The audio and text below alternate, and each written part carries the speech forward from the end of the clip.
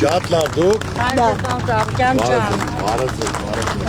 Բարգավաճ Հայաստան կուսակցությունը շարունակում է ընդլայնել իր ներկայությունը Երևանում եւ Հանրապետության ամբողջ տարածքում։ Հերթական նոր գրասենյակը Աջափնյակ վարչական շրջանում է, Նազարբեկյան 31 կոտորակ 12 հասցեում։ Բազմաթիվ համակիրներ այստեղ են հանդիպելու կուսակցության նախագահ Գագիկ Ծառուկյանի հետ։ Դրսում եք խոսալու թե ներսում։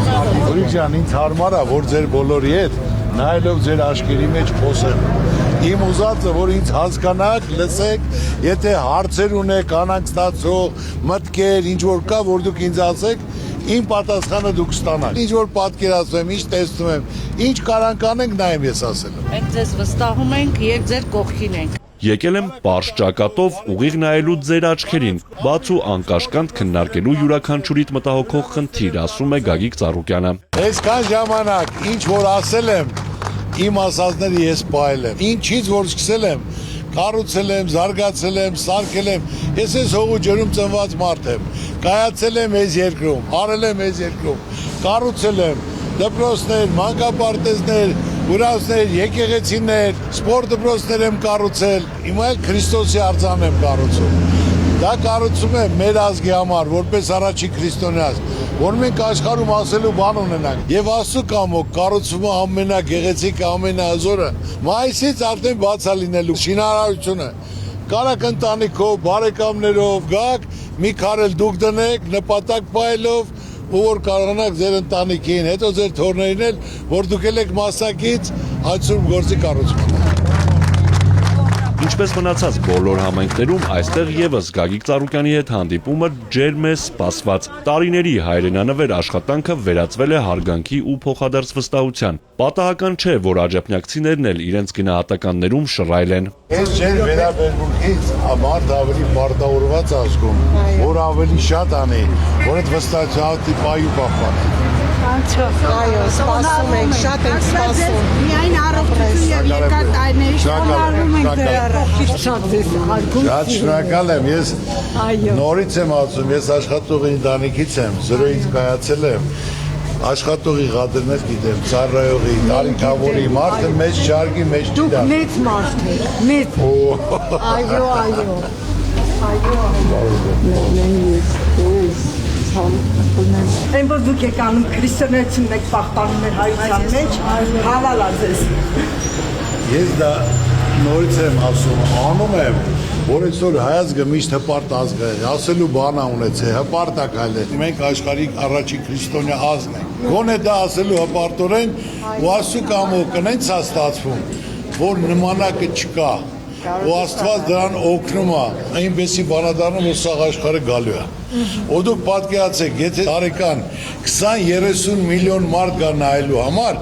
էլ Բրազիլիա չի գնա։ Եթե 20 միլիոն գա, $3,000 տուրիստը 3-ից 5-10 հազար է ծախսելու։ Դա կազմամոտավորապես 60-80 միլիարդ, որը գալա իմ երկիր, ամբողջ Հայաստանում օգտվելու են, սկսած տաքսիստից, սկսած կաֆեներից, ռեստորաններից, ծառայողից, աշխատողից, սևանել են գնալու, լեննականել են գնալու, ջերմուկել են գնալու, կյանքը եռալու է։ Ու նմանատիպ հարկարը խոշոր երկու հատ ներդրումային ծրագիր։ Արդեն նորաբաց գրասենյակի ներսում Բարգավաճ Հայաստան կուսակցության ղեկավարը մանրամասն խոսում է ժողովրդին մտահոգող առաջնահերթ խնդիրներից, ներկայացնում լուծումն ու վերջնարդյունքը։ Վարկային ծանր բեռն այսօր ամենացավոտ հարցերից է։ Վարկերի համար առանցին ծրագիր ունենք, որը ես 21 թվին եմ ասել։ Եղել է համաճարակ, կորոնավիրուս 2 տարի, եղել է պատերազմ, մարդիկ տուն նստած չեն աշխատել։ Հիմա դրա համար վարկեր է կուտակվել, որ պետք է պետությունը իր ժողովրդին մի հատ ներում շնորհի,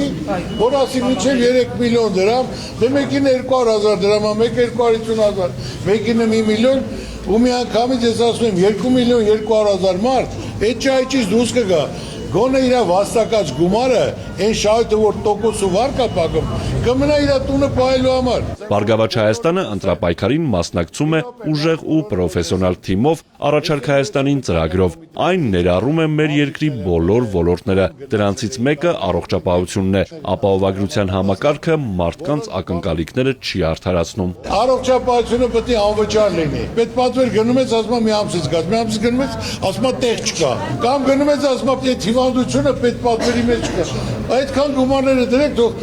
հիվանդանոցներ, որ մարդիկ կարողանան գնալ, մեկ այդ գումարների բյուջեում կա 300 միլիոն գումար կա առողջապահության համար։ Կամ կրթաթոշակները 25-30 տարի է, թոշակը ուսանողի նույնն է։ Պետք է տարբերություն դրվի, լավը, միջինը կամ սովորականը 5000 եղել, թող լինի հիմա 20000։ Այսօր ուսանողը մարզերից գալիս է, այդքան գումար պետք է գա գնա, կամ պետք է տան վարստան։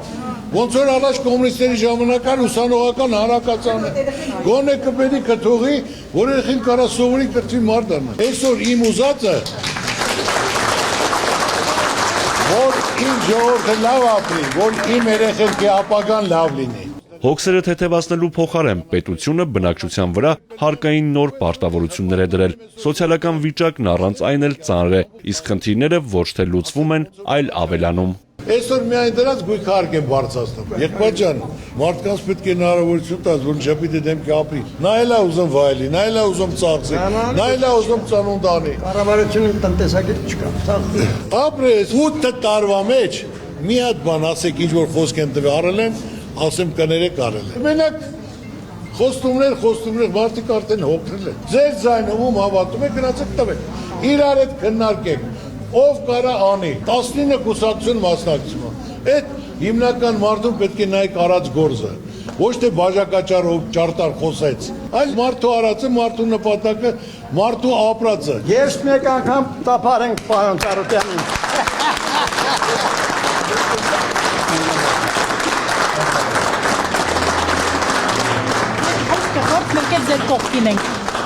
Ձեր ցավը տանեմ, ես նորից եմ ասում, կապերն էլ ունեմ, փորձն էլ ունեմ։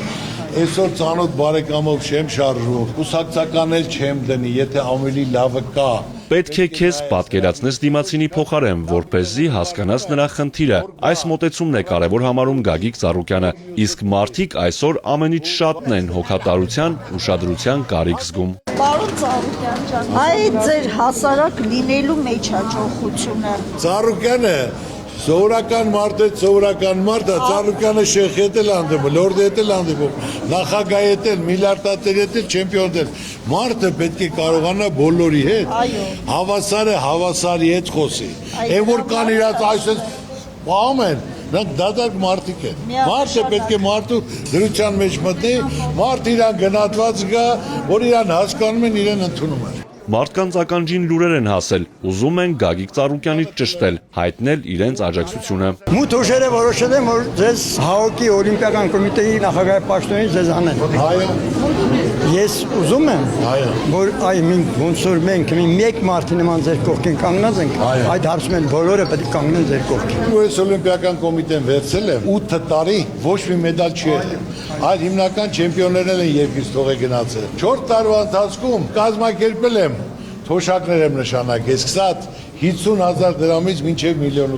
Դրսից մարզիչներ են բերել, որոնք գնացել էին եւ 4 տարի հետո ունեցել ենք 6 մեդալ։ Դպրոցներ եմ կառուցել, թոշակներ եմ նշանակել, կազմակերպել եմ տարեկան 200 մեքենա եմ նվեր տվել։ Օլիմպիական կոմիտեն չի ֆինանսավորում։ Դա բոլոր իմ անձնական գումարներն է եղել։ Ինձ 20 օր առաջ ընտրել են Եվրասիայի ասոցիացիայի նախագահ։ Ես ասեմ, այո, համաձայն եմ եւ ամեն ինչ կանեմ, որ այդ նպատակը իրականացնեմ,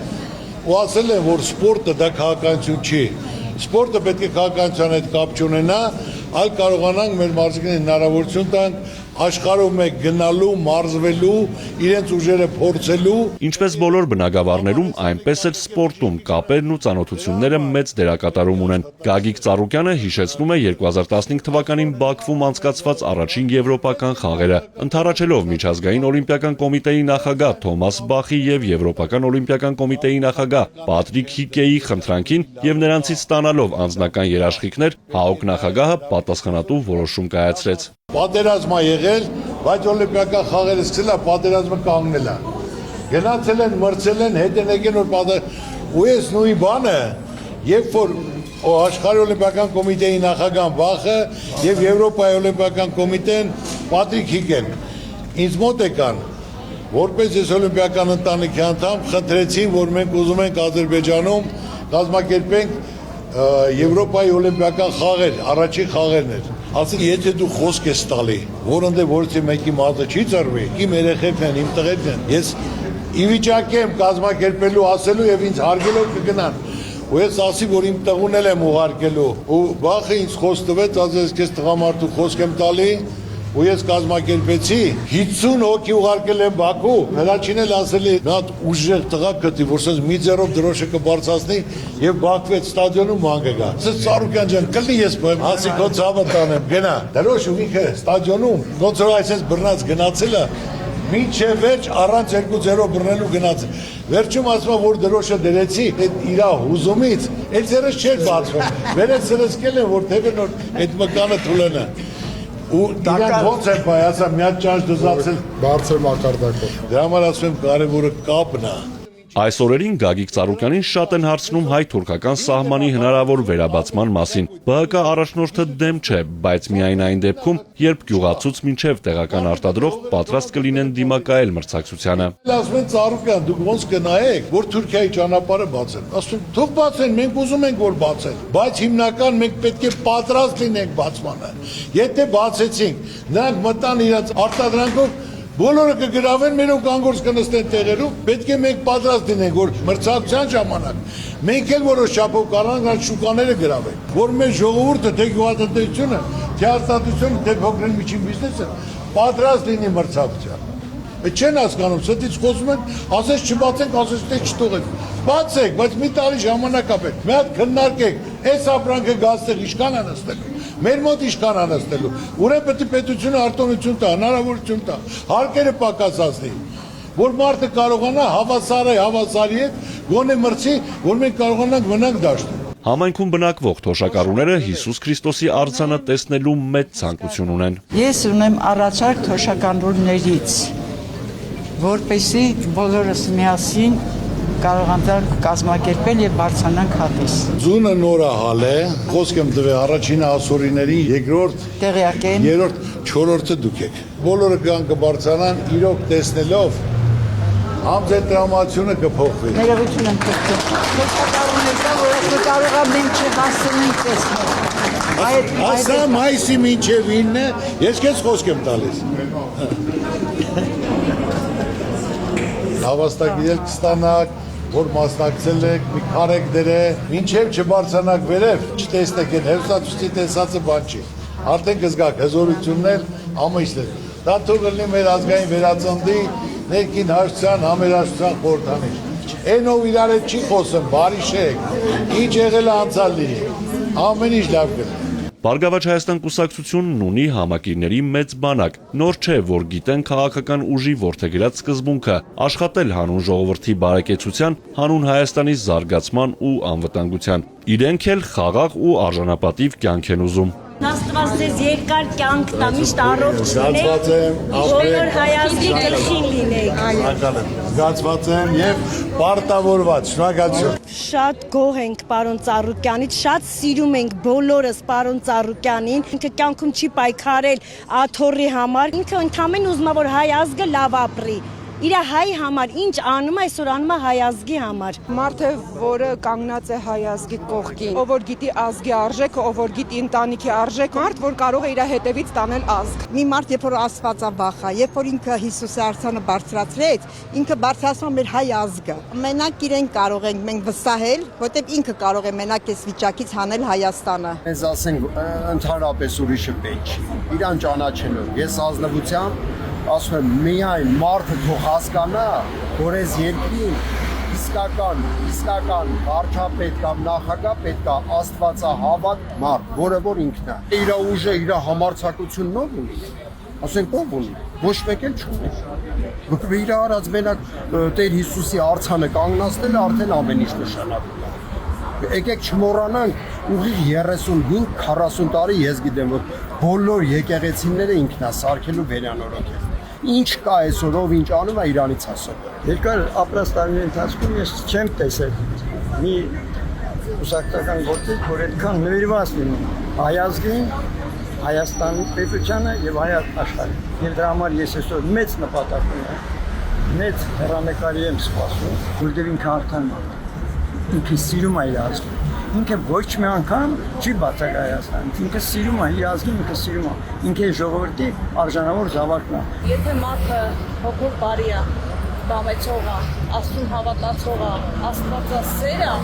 ուրեմն կյանքում իր մոտ ամեն ինչ կհաջողի։ Հայանպաստ, ազգանպաստ գործունեություն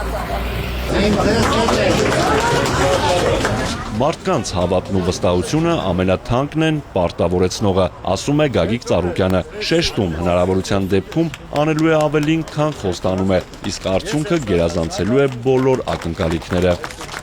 Արթուր Հակոբյան, Ալեքսանդր Կիրոյան, Սիմիկ Մայիլյան,